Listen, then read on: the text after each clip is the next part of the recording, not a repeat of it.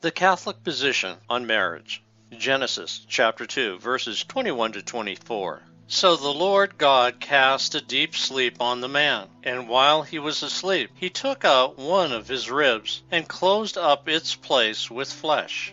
The Lord God then built the rib that he had taken from the man into a woman. When he brought her to the man said, "This one at last is bone of my bones and flesh of my flesh. This one shall be called woman. For out of man this one has been taken. That is why a man leaves his father and mother and clings to his wife, and the two of them become one body." The Lord God could have used a bone of the foot, indicating that the man was superior to the woman. He could have used a skull bone, indicating that the woman was superior to the man. God used a rib bone to indicate equality between the man and woman. Genesis 4:1. The man had intercourse with his wife Eve, and she conceived and gave birth to Cain, saying, "I have produced a male child with the help of the Lord." A lifelong marriage commitment by parents provide the child with a stable environment in which to grow. It was Adam and Eve, not Adam and Steve. In marriage, a man and a woman became one body. The result, as Eve points out, was that the child was produced with God's help. Genesis chapter 5, verse 2. He created them male and female. When they were created, he blessed them and named them humankind. In ancient times, marriages were arranged by the father of the bride-to-be. The father had total rights over his children and his wife. The bride's father would offer a dowry, money or property the father gives to her husband when the two marry. Hosea chapter 3, verse 1. Again the Lord said to me, "Go, love a woman who is loved by her spouse, but commits adultery, just as the Lord loves the Israelites, though they turn to other gods." Throughout history, the Catholic Church has reinforced the gospel and apostolic teaching about fidelity and loyalty in marriage. St. Augustine calls this marital chastity. Fidelity means avoiding all sexual activity outside of your marriage. Offspring means the child is accepted in love, nurtured in affection, and educated in the religion. Sacrament means that the marriage is not severed, nor the spouse abandoned. Matthew chapter 19, verse 3 and following. Some Pharisees approached him and tested him, saying, "Is it lawful for a man to divorce his wife for any cause whatever?" He said in reply, "Have you not read that from the beginning the Creator made them male and female, and said, 'For this reason a man shall leave his father and mother, and be joined to his wife, and the two shall become one flesh.' So they are no longer two, but one flesh. Therefore, what God has joined together, no human being must separate." 1 Corinthians chapter 7, verses 10 and 11. To the married, however, I give this instruction, not I, but the Lord. A wife should not separate from her husband, and if she does separate, she must either remain single or become reconciled to her husband. And the husband should not divorce his wife. Historically, no bishop, priest, or deacon was required to witness a marriage until the Council of Trent in 1545 AD. Until Trent, the Church's official position was that no religious ceremony was necessary. At that time, the Church brought civil marriage into a religious and liturgical service. The Church began to determine impediments to marriage, judge validity, and grant nullity.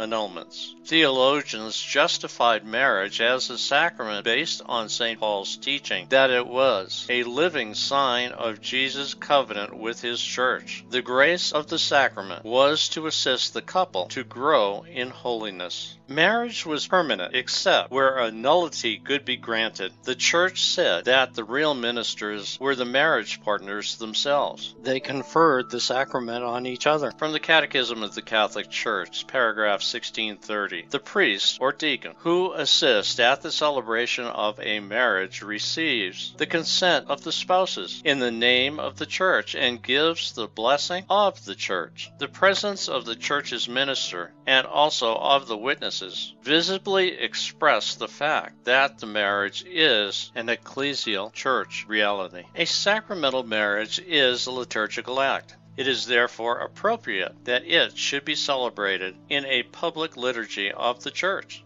Marriage introduces one into an ecclesial order and creates rights and duties in the church between the spouses and toward their children. Since marriage is a state of life in the church, certainty about its necessity requires witnesses. The public character of the consent protects the I do once given and helps the spouse remain faithful to it. From the Catechism of the Catholic Church, paragraph 1625, the parties to a marriage covenant are a baptized man and woman, free to contract marriage, who freely express their consent. To be free means not under constraint, compelled, forced, not impeded by any natural or ecclesiastical law. From the Catechism of the Catholic Church, paragraph 1626, the Church holds the exchange of consent between the spouses to be the indispensable element that makes the marriage. If consent is lacking or impaired, there is no marriage. From the Catechism of the Catholic Church, paragraph 1629,